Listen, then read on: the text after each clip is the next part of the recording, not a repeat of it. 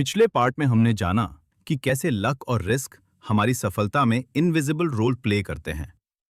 लेकिन क्या आपने कभी सोचा है क्यों कुछ लोग करोड़ों कमा लेने के बाद भी संतुष्ट नहीं होते और क्यों कई बार हम ये भूल जाते हैं कि कब रुकना है? तो चलिए आज बात करते हैं कभी काफी नहीं होता, लालच और संतोष की मनोविज्ञान को। आइए अब हम बात करते हैं द साइकोलॉजी ऑफ मनी के भाग 2, जिसका टॉपिक है लालच और संतोष। आइए कुछ उदाहरण के माध्यम से समझते हैं। कभी ऐसा लगा है कि कितना भी कमा लो फिर भी कम पड़ता है? क्यों?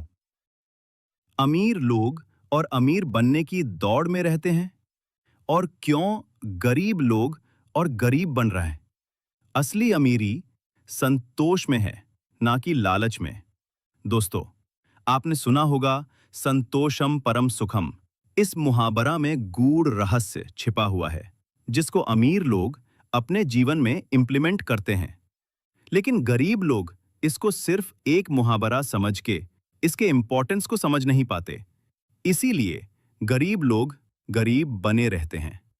संतोष का अभाव और लालच का मनोविज्ञान क्या है, इसको कुछ उदाहरण के द्वारा समझने का प्रयास करते हैं।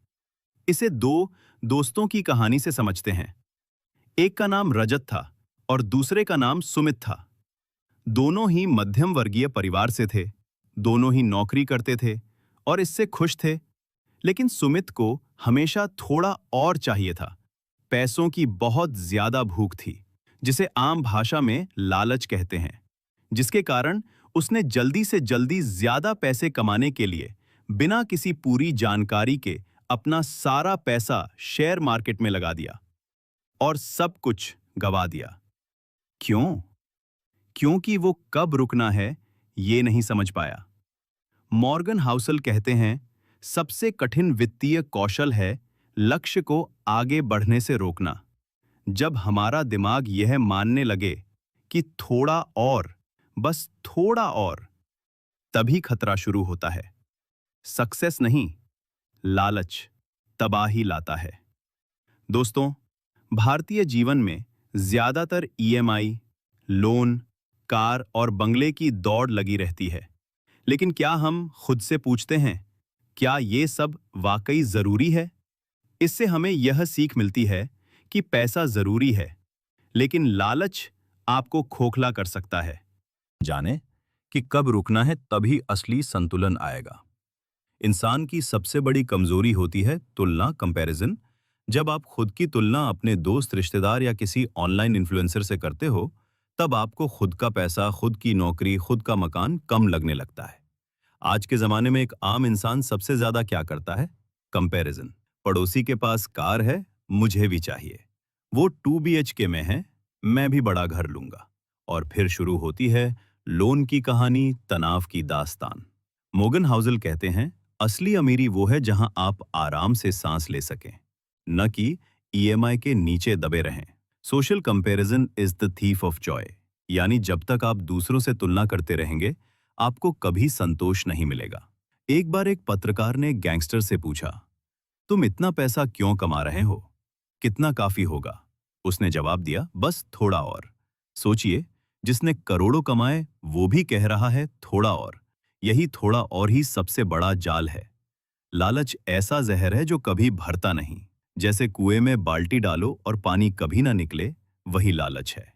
अमेरिका का एक बड़ा अमीर इंसान, जिनका नाम बर्नी मैडोफ था, करोड़ों की संपत्ति थी। फिर भी उसने लोगों को धोखा देकर फर्जी स्कीम शुरू की। आखिर क्यों? क्योंकि जो था वो कभी काफी नहीं लगा। बर्नी मैडोफ को नतीजा क्या हुआ? जेल और पूरी जिंदगी की बदनामी। दोस्तों, अगर रुकना नहीं सीखा तो गिरना तय है। आइए एक और उदाहरण का उपयोग करके समझते हैं संतोष क्या होती है।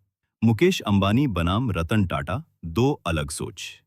मुकेश अंबानी दुनिया के टॉप 10 अमीरों में आते हैं और उनका घर भी उसी स्तर का है और दोनों एक ही लेवल के हैं। लेकिन वही रतन टाटा एक सादगी भरा जीवन जीते थे। फर्क है बस सोच में। एक तरफ विस्तार और जीवन शैली है, दूसरी तरफ सादगी और संतोष। पैसा होना जरूरी है, लेकिन पैसे का दिखावा जरूरी नहीं है। दोस्तों, पैसा कमाना गलत नहीं है, लेकिन अगर आप कभी संतुष्ट नहीं होते तो आप हमेशा थकेंगे और कभी खुश नहीं होंगे। मोगन हाउसल का सबसे पावरफुल संदेश यही है, enough is not too little, it's realising what is enough for you. तो दोस्तों, आज का सबक यही है, लक्ष्य तय करें लेकिन लालच को नियंत्रित करें, वरना पैसा मिलने के बाद भी हम कभी खुश नहीं रह पाएंगे। यह था part 2, the psychology of money का। अगले भाग में हम बात करेंगे फ्रीडम वेल्थ, यानी क्यों आजादी सबसे बड़ी दौलत है। तब तक के लिए समरी जंक्शन को सब्सक्राइब करें और वीडियो को लाइक जरूर करें। धन्यवाद।